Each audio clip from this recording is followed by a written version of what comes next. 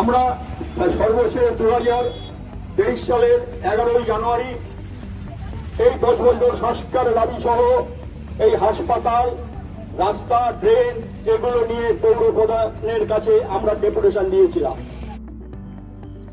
মহেশতলা পৌর এলাকার সাধারণ মানুষের বিভিন্ন সমস্যা সমাধানের দাবি নিয়ে আজ 29শে আগস্ট বামফ্রন্টের পক্ষ থেকে সবাই অভিযানের ডাক দেওয়া হয়েছে।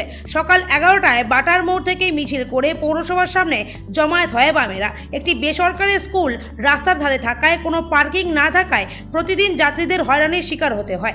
মহেশতলা থানা এবং মহেশতলা পৌরসভা কোনো ব্যবস্থা করে না। যে কোনো দিন বড় কোনো দুর্ঘটনা ঘটতে পারে। মন্তব্য দক্ষিণ 24 পরগনার জেলা সম্পাদক রতন বাগচি।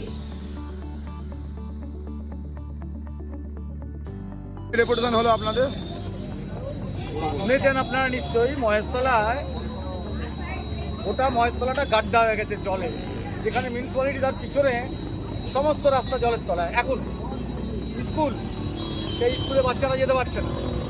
সারা মহেশতলায় জলের এই অবস্থা। পানীয় জল, রাস্তায় জমা জল আছে কিন্তু পানীয় জল শুদ্ধ পাওয়া যাচ্ছে। আর পৌর প্রশাসন বসে আছে আর এদের লোকরা শুধু তোলাবাজি করছে। এই তো এদের কাজ, এর বিরুদ্ধেই ডেপুটেশন। দাদা একটা বেসরকারি স্কুল, কার্মেল বলে একটি বেসরকারি স্কুল, প্রতিদিন ওখানে স্কুলে কোনো পার্কিং না থাকা, স্কুলের দুপাশে গাড়ি দাঁড়িয়ে থাকে, সাধারণ নিত্যযাত্রী অফিস যাত্রীদের মানুষ হয়রানি করতে হয়।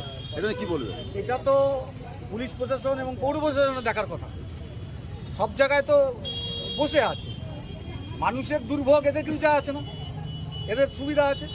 সবের বিরুদ্ধে আমরা বলেছি, কার্মেলের ব্যাপারে কথা বলেছি।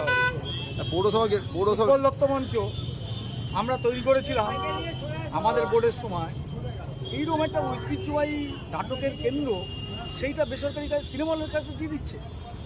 এদের হচ্ছে সমস্ত জিনিস বিক্রি করা, বেসরকারিকরণ। এটা হচ্ছে যেমন এই সরকারের, দিল্লির সরকারের, এই পৌরসভা, হসপিটাল থেকে শুরু করে সব।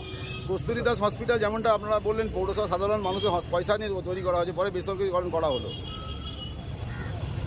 এবং সেখানে চিকিৎসা পাবে কেবলমাত্র বড় লোকরা, এমন তার রেট।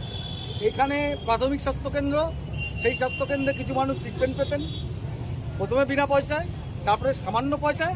এখন সেটাও যা করেছে, গরিব মানুষ আর আসতে পারবে। তা বিক্ষোভটা আজকে আপনার বিক্ষোভ কর্মসূচিটা পৌরসভার সামনে করলেন না কেন? পৌরসভার সামনে করলাম না এই কারণে, এখানে জনগণ যাতে দেখতে পাচ্ছেন, ওদের কটা মুখ এবং বধির লোককে দেখিয়ে তো লাভ নেই। জনগণের দাবি জনগণের সামনে রাখা হবে। দাদা আজকে যে ডেপুটেশন দিলেন, দেওয়ার পরও দেখবেন যে যেই কেসেই হয়ে রয়েছে, তারপরে কি পরিকল্পনা আছে? মানুষকে নিয়ে বড় আন্দোলনে নামা ছাড়া আমাদের কাছে আর কোনো রাস্তা নেই। আজকে কারা কারা উপস্থিত ছিল আপনাদের এই ডেপুটেশন দেওয়ার? ডেপুটেশনে আমাদের পার্টির সেক্রেটারিয়েট মেম্বার ফোয়াদ চৌধুরী, তার নেতৃত্বে 7-8 জন।